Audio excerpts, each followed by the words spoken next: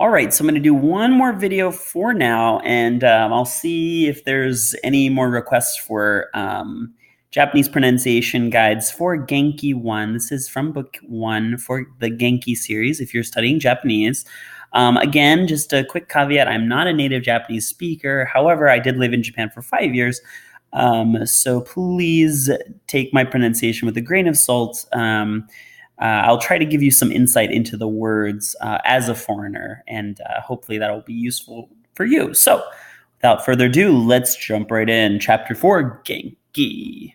So, first word is arubaito. Arubaito comes from German, actually. It's another katakana word that it was taken from a foreign language and is now part of Japanese language. So arubaito means a part-time job. So you hear a lot of Japanese, especially young Japanese students will be talking about trying to get an arubaito, or they also call it just baito. Baito means the same thing, a part-time job. Baito, it's shortened. So you can say arubaito or just baito. All right, next, kaimono. Kaimono means shopping. Kaimono. This one, for some reason, does not have a English meaning, but that's okay. It is kurasu, which means class. Kurasu, class. Next, the word for you is anata. So I have to give you a bit of, let me say the word again. Sorry. Anata. Anata means you. It's interesting that they've included this word. Pretty much you're never going to use this word in Japanese. I know that's strange to say, but you don't generally refer to somebody that you're talking to as you. You will refer to them as their name. So, for example, if someone's name is Matsuda, you'll say Matsuda-san. So, Matsuda-san, Mr. Matsuda. You'll never say I'll give it to you. You'll say, I'll give it to Matsuda. The reason is it's a politeness thing. Anata is not very polite. So although it is used, it's just not used frequently. So I would learn this word with a little bit of caution. Next is isu. Isu means chair. Isu. Inu means dog. Inu. And then omiyage. Omiyage is a souvenir. Omiyage. In Japan, it is very common if you go on a trip somewhere, you will pretty much always buy omiyage for your classmates or for your coworkers, or if you're staying with a host family, you definitely want to bring omiyage from your home country for them. It is a very, very common practice. Omiyage, souvenir. Next, kodomo. Kodomo means child. Kodomo. And in fact, the prefix ko means child. Next, this was in last chapter. Gohan means meal, or it specifically means rice, which kind of shows you how important rice is in Japanese culture and in East Asian culture. Rice is equivalent to meal. Next is shashin. Shashin means a picture. Shashin tottemo ii desu ka? May I take a picture? Shashin o tottemo ii desu ka? May I take a picture? Or actually you would say shashin o totte kurete mo ii desu ka? Is it okay for me to take a picture of you? Next is tsukue. Tsukue means desk. Tsukue, desk.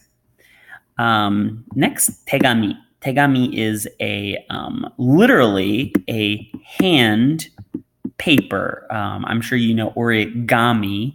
Gami comes from kami, which means paper.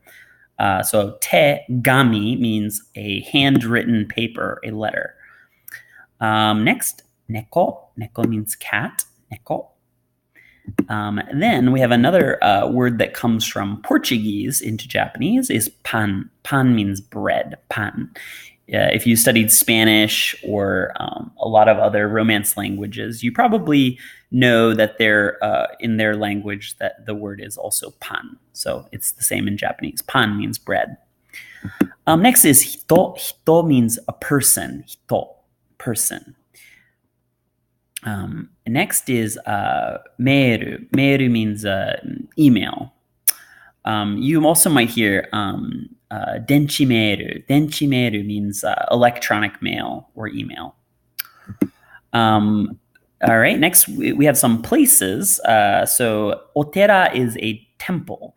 Now in last chapter, I talked about that honorific O that's in front of a lot of words that says that you're sort of honoring the word. So otera is honoring the temple. It's a sacred place. So you put it in front of the tera, which just means temple. So otera means temple. Next, koen is a park, like a public park. In fact, if I'm not mistaken, ko means a public, and en means like a garden or park.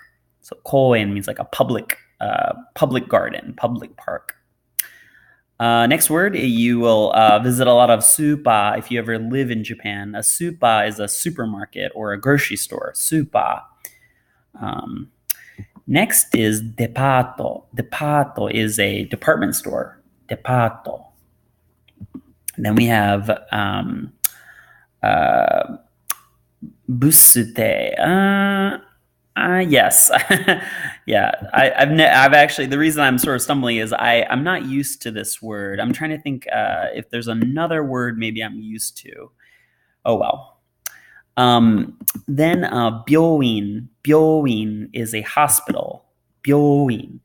Now be careful because byoin is a beauty parlor. So if you were in an emergency and you said, I need to go to the byoin, that would mean you need to go to the beauty salon. So that would be maybe not an emergency, but a fashion emergency. So byoin is hospital. Next, hoteru. Hoteru is hotel.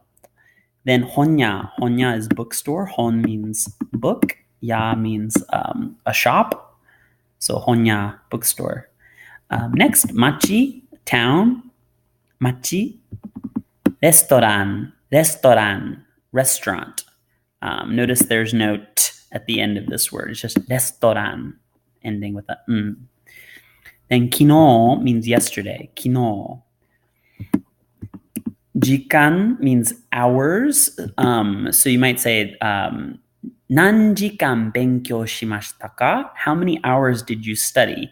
Nanjikan benkyou shimashita ka?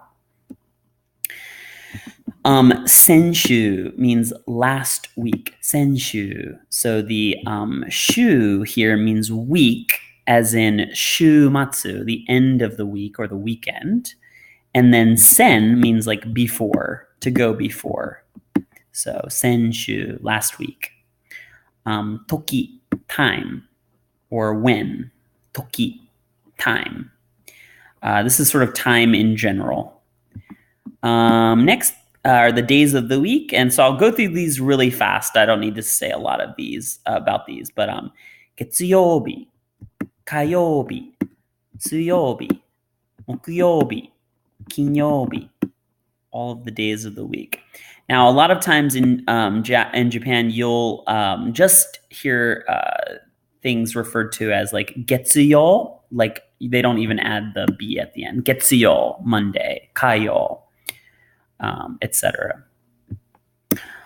Now here's some really useful verbs. Again, verb alert. When I was first studying Japanese, I did not spend enough time on verbs. Verbs are super, super useful in Japanese, so please study verbs. Ao means to meet. Ao, to meet. The infinitive form is aite, to meet. Aite, ao, aite. Aru is like literally to exist, or something is there. Something is over there. So you might say like, hon aru, there is a book over there or something. Atte is the infinitive form, atte. Next, kao, to buy. Katte, with the small tsu. Katte is to buy. All right, got to hurry up. Video's getting short. Kaku, to write. Kaite, infinitive. Toru, totte, to take. Matsu, matte, to wait. Wakaru, wakatte, to understand. Very useful word. And I'm not going to be able to finish the video, so I'll just say the last one. Iru is stay, to stay, or itte. So sorry about not finishing the video.